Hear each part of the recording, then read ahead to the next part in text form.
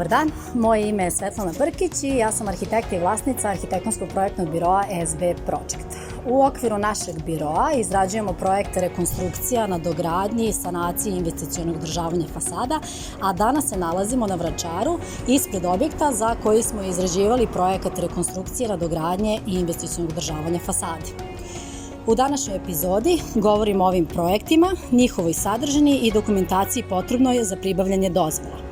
Dozvole za ove intervencije pribavljaju se prema članu 145 Zakona o planiranju i izgradnji, a sadržina projekta zavisi od vrste i tipa intervencije.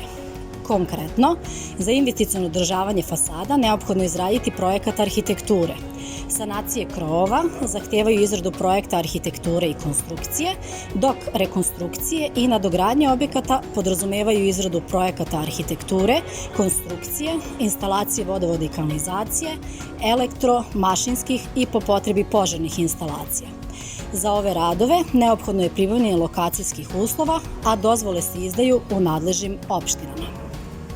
Ukoliko imate pitanje ili dileme o ovoj temi, možete se obratiti našem timu, a mi se vidimo u narednom videu.